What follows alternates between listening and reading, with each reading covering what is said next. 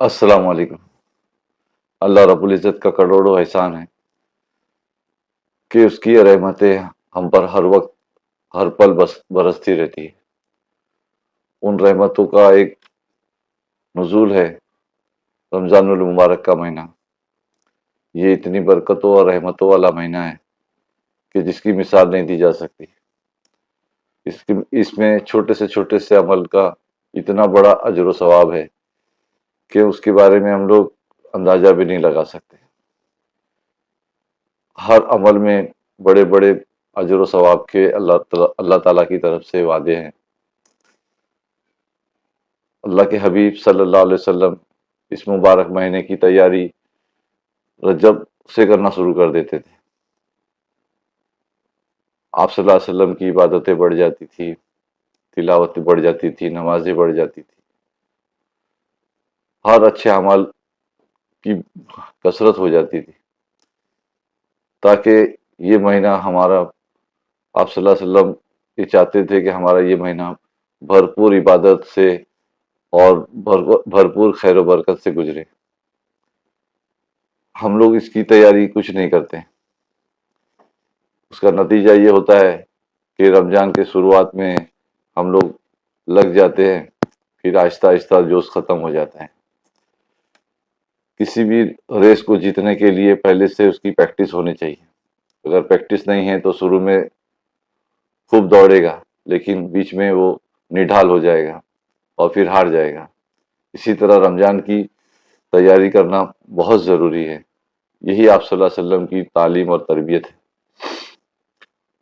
थोड़ा सा हम लोग छोटे छोटे काम की अगर तरतीब करें तो इंशाअल्लाह ताला रमज़ान की बरकतें और फजीलतें हमको मिलना शुरू हो जाएगी अल्लाह ताला की तरफ से। कुछ तैयारी है जो दुनियावी भी है और दीनी भी है। दीनी एतबार से भी हमको कुछ तैयारी करना है और दुनियावी एतबार से भी हमको कुछ तैयारी करना है। जैसे कि रमज़ान आने वाला है तो हमारी छोटी छोटी जो बीमारियां हैं, सर्दी, बुखार, जुकाम, कमजोरी, इसकी दवा वगैरह लेके इसको ख़त्म करें ताकि रमज़ान के अमाल में, रोज़े तिलावत में, तरावी में हमको दिक्कत ना हो, कुछ परेशानी ना हो। इसके लिए अपने आप को सेहतमंद कर लें। दूसरा, राशन वगैरह लाना है। रमज़ान के पहले ही राशन वगैरह ला के अपने आप को फारिग कर लें।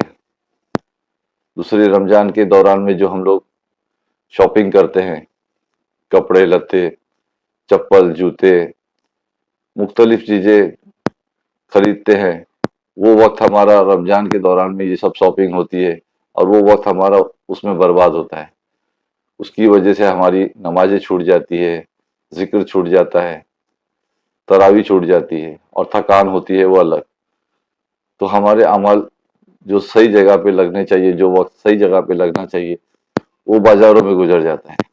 इसलिए रमज़ान के पहले पहले शॉपिंग वगैरह से, खरीदारी वगैरह से फारिग हो जाए, सारी ज़रूरत की चीज़ें जमा कर लें।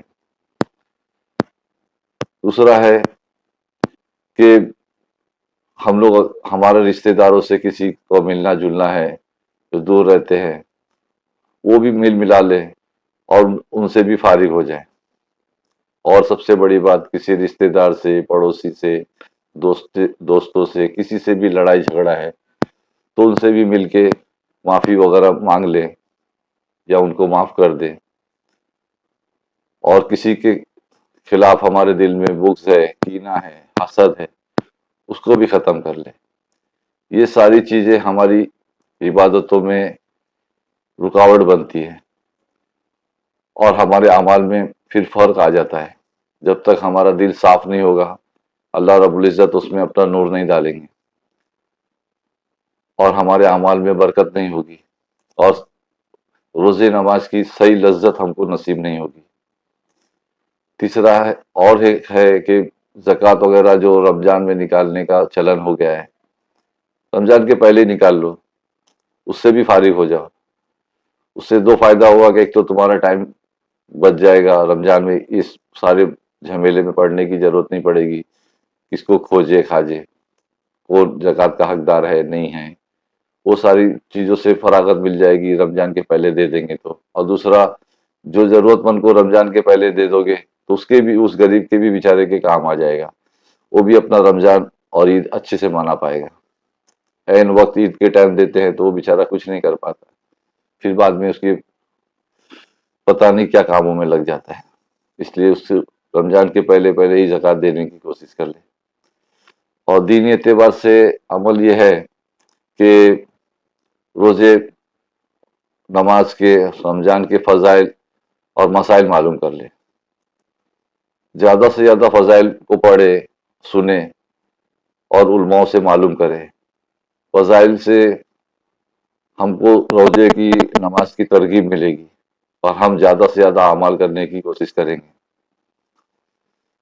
اور پھر قرآن کو صحیح کرنا شروع کریں. جو ہم لوگ بچپن میں پڑھے ہیں وہی بچپن تک لے کے چلتے ہیں تو ہماری قرآن پڑھنے میں بہت ساری غلطیاں ہوتی ہیں. کسی حافظ یا عالم کے پاس بیٹھ کے اپنے قرآن کو کراس چیک کریں کہ ہم صحیح پڑھتے ہیں کہ نہیں پڑھتے ہیں. اپنی نمازوں کو صحیح کر لیں کہ ہم نماز صحیح پڑھتے ہیں کہ نہیں پڑھتے ہیں، اس کو چیک کریں. اور بہت سارے اعمال ہیں جیسے کہ اگر وقت ہے تو قرآن کو زیادہ سے زیادہ پڑھیں.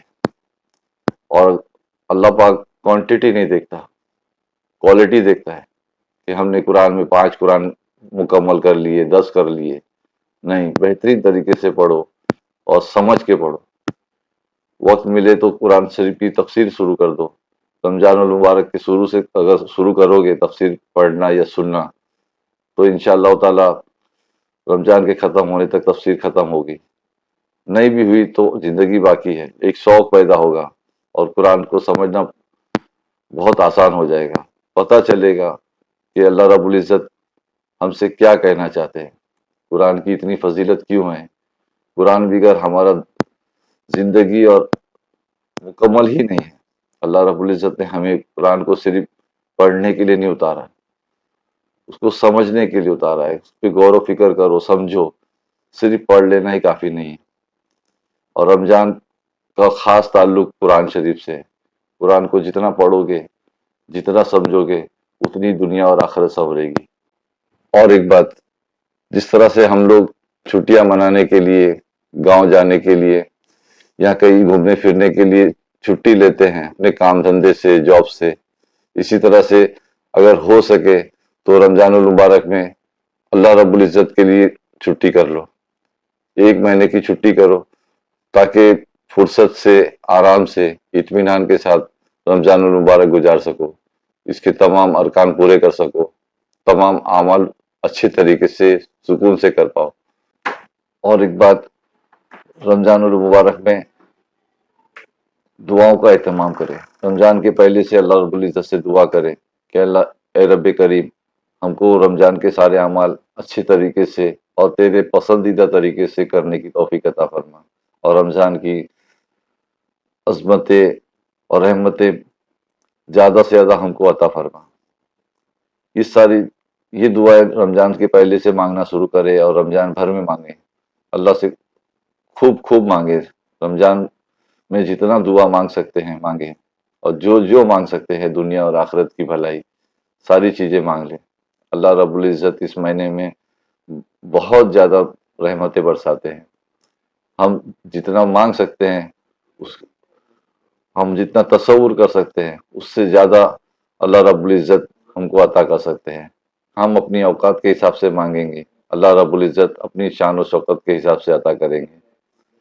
اللہ رب العزت سے دعا ہے کہ وہ ہماری رمضان بہترین طریقے سے اور اپنی رضا کے مطابق گزارنے کی توفیق عطا فرمائے، اور ہمارے نماز اور روزوں کو، ذکر و اذکار کو قبول فرمائے.